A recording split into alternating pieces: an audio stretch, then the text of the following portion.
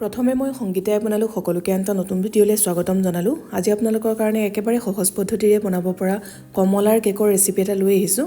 আশা কৰিছোঁ আপোনালোকে ৰেচিপিটো চাই ভাল পাব। আহকচোন তেনেহ'লে বেছি দেৰি নকৰোঁ, আজিৰ ভিডিঅ'টোৰ মাজলৈ আমি আগবাঢ়োঁ।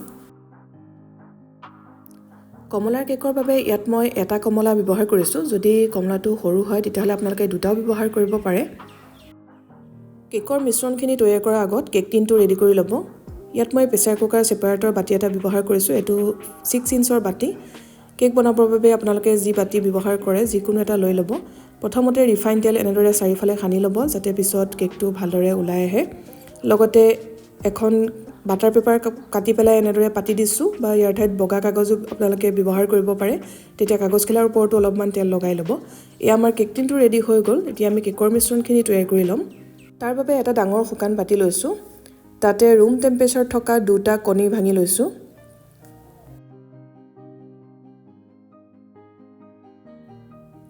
এতিয়া এডাল হেণ্ড হুইক্সৰ সহায়ত কণীকেইটা ভালদৰে ফেটি লৈছোঁ।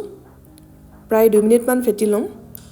আপোনালোকে ইলেক্ট্ৰিক ব্লেণ্ডাৰৰ সহায়তো ফেটি ল'ব পাৰে, বা এই ধৰণৰ হেণ্ড হুইক্স ব্যৱহাৰ কৰিব পাৰে, নাইবা এখন ডাঙৰ হেতাৰ সহায়তো মিশ্ৰণখিনি ভালদৰে ফেটিব পাৰিব। এইদৰে একেৰাহে অলপ সময় ফেটি লোৱাৰ পাছত এনেধৰণৰ হৈ পৰে, অকণমান ফুলি ফুলি অহা ধৰণৰ হ'ব। ইমানখিনিলৈকে আপোনালোকে ফেটি ল'ব। তাৰপিছতে ইয়াত যোগ কৰিলোঁ মেজাৰমেণ্ট কাপেৰে আধা কাপ চেনি। চেনিখিনি মই গোটা চেনিয়ে ব্যৱহাৰ কৰিছোঁ, আপোনালোকে মিক্সিত গুড়ি কৰিও ল'ব পাৰে। আৰু বস্তুখিনি জুখিবৰ বাবে একেটা কাপেই ব্যৱহাৰ কৰিব যদিহে মেজাৰমেণ্ট কাপ নাই। যিকোনো এটা চাহ খোৱা কাপ লৈ ল'ব আৰু সেই একে কাপেৰে গোটেইখিনি সামগ্ৰী জুখিব, তেতিয়া জোখবোৰ সঠিক হ'ব। চেনিখিনি দিয়াৰ পিছতো আকৌ এনেদৰে আমি ফেটি থাকিম, চেনিখিনি গলি যোৱালৈকে অলপ সময়। এইখিনি সময়ত কেকৰ মিশ্ৰণটো যিমান ভালদৰে ফেটিব কেকটো সিমানেই ভাল হ'ব। কিন্তু আমি যেতিয়া শুকান সামগ্ৰী ইয়াতে যোগ কৰিম, শুকান সামগ্ৰী দিয়াৰ পিছত আমি কেকৰ মিশ্ৰণটো বহুত বেছি সময় ফেটিব নালাগে, বা বেছি জোৰেৰেও ফেটিব নালাগে।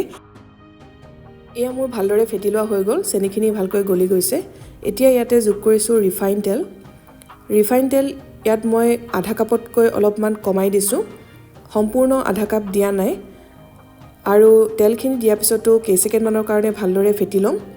যদি আপোনালোকে ৰিফাইন তেল দিব নিবিচাৰে তেতিয়াহ'লে ইয়াৰ ঠাইত গলাই লোৱা বাটাৰ ব্যৱহাৰ কৰিব পাৰে সম পৰিমাণত। এয়া কণী, চেনি আৰু ৰিফাইন তেল গোটেইখিনি ভালদৰে ফেটি লোৱা হৈ গ'ল। এতিয়া ইয়াত যোগ কৰিছোঁ কমলাৰ ৰস। এয়া সম্পূৰ্ণ আধা কাপ হোৱা নাই। কমলাটোৰ পৰা মই ৰস উলিয়াই ল'লোঁ আৰু গুটিখিনি আঁতৰাই লৈছোঁ। কমলাৰ ৰসখিনি যোগ কৰাৰ পিছতো কেইছেকেণ্ডমানৰ কাৰণে এনেদৰে ভালকৈ মিলাই ল'ব। এতিয়া ইয়াতে গোন্ধৰ বাবে আমি কমলাৰ বাকলিৰ যিটো একেবাৰে ওপৰৰ অংশখিনি, সেই অংশখিনি ভালদৰে ৰুকি লৈ পেলাই ইয়াতে ব্যৱহাৰ কৰিব। কিন্তু মন কৰিব ৰুকোতে যাতে বগা অংশটো নাযায়, কাৰণ বগা অংশটো অকণমান তিতা হয়। একেবাৰে ওপৰৰ যিখিনি কমলা ৰঙৰ অংশ, সেই অংশখিনিহে আপোনালোকে ৰুকি পেলাই দিব। এইখিনিয়ে এছেঞ্চৰ কাম কৰিব। কেকত যিটো ডিমৰ গোন্ধ আহে সেই গোন্ধটো নাহে, বা কমলা কেকৰ যিটো মানে ফ্লেভাৰ, সেই ফ্লেভাৰটো এই কমলাৰ বাকলিখিনিয়ে আনি দিব। গতিকে এইটো স্কিপ নকৰিব। প্ৰায় সৰু চামুচেৰে এচামুচমান দিলোঁ আৰু গোটেইখিনি ভালদৰে এতিয়া মিলাই লৈছোঁ। এইখিনি ভালদৰে ফেটি লোৱা হৈ গ'ল। এতিয়া আমি ইয়াত শুকান সামগ্ৰী যোগ কৰিম। চেকনি এখন পাতি লৈছোঁ, তাতে মেজাৰমেণ্ট কাপেৰে একাপ ময়দা দিছোঁ। ময়দাৰ ঠাইত আপোনালোকে আটা ব্যৱহাৰ কৰিবও পাৰে। লগতে দিছোঁ সৰু চামুচেৰে এচামুচ বেকিং পাউডাৰ। সামান্য পৰিমাণৰ নিমখ দিছোঁ টেষ্টটো বেলেঞ্চ হ'বৰ বাবে। এতিয়া গোটেইখিনি ভালদৰে চালি ল'ব। এতিয়া হুইক্সডালৰ সহায়েৰে খুব লাহে লাহে মিশ্ৰণখিনি মিলাই পেলাব। এইখিনি অৱস্থাত কেকৰ বেটাৰটো বেছি জোৰেৰে নেফেটিব আৰু বহুত বেছি সময় ফেটি থাকিবও নালাগে। মাত্ৰ ময়দাখিনি যাতে ভালদৰে মিলি যায় সেইখিনি অৱস্থালৈকে ভালকৈ মিলালেই হ'ব। এয়া দেখিছে একেটা ডাইৰেকশ্যনতে লাহে লাহে মিলাই আছোঁ। এয়া ভালদৰে মিলাই লোৱা হৈ গ'ল। কনচিষ্টেঞ্চিটো এবাৰ দেখুৱাই দিছোঁ, কিমানটো জোখৰ ৰাখিব লাগিব। খুব বেছি পাতলো হ'ব নালাগে আৰু বেছি ডাঠো হ'ব নালাগে। এইদৰে ওপৰৰ পৰা দি দিলে ৰিবনডালৰ নিচিনাকৈ পৰিব লাগে, বা জিগজেগ পেটাৰ্ণ এটাত পৰিব। যদিহে মিশ্ৰণখিনি বেছি পাতল যেন লাগে তেতিয়া আপোনালোকে ইয়াতে এচামুচমান ময়দা ব্যৱহাৰ কৰিব পাৰিব। এতিয়া মিশ্ৰণখিনি এনেদৰে থৈ নিদিব, লগে লগে কেক টিনটোত ঢালি ল'ব আৰু 2-3 বাৰমান থপথপাই দিব যাতে ভিতৰত থকা এয়াৰ বাবলছখিনি ওলাই আহে। কেকটো এনেদৰে প্লেনকৈও ৰাখিব পাৰে, বা ওপৰত অকণমান ড্ৰাই ফ্ৰুটছ দি দিব পাৰে। এয়া মই কিচমিচ আৰু কাজু অকণমান ময়দা সানি পেলাই এনেদৰে ছটিয়াই দিছোঁ। অকণমান যদি আপোনালোকে ময়দা সানি দিয়ে তেতিয়াহ'লে ড্ৰাই ফ্ৰুটছখিনি ভিতৰলৈ সোমাই নাযায়, ওপৰতে থাকিব, দেখিবলৈ পিছত ভাল লাগে। আনফালে কেকটো বেক কৰিবৰ বাবে কেৰাহীত ষ্টেণ্ড এডাল পাতি ঢাকন লগাই মিডিয়াম জুইত 10 মিনিটৰ বাবে গৰম হ'বলৈ দি থৈছিলোঁ। এতিয়া কেৰাহীখন গৰম হৈ আছে আৰু সাৱধানে কেকৰ বাতিটো বহুৱাই দিছোঁ। লগে লগে ঢাকনিখন লগাই দিব আৰু গেছৰ ফ্লেমটো কমাই দিব।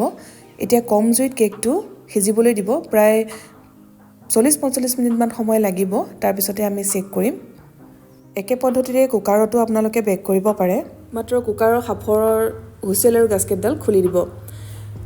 এয়া মই সম্পূৰ্ণ 45 মিনিটৰ পিছত আপোনালোকক দেখুৱাইছোঁ।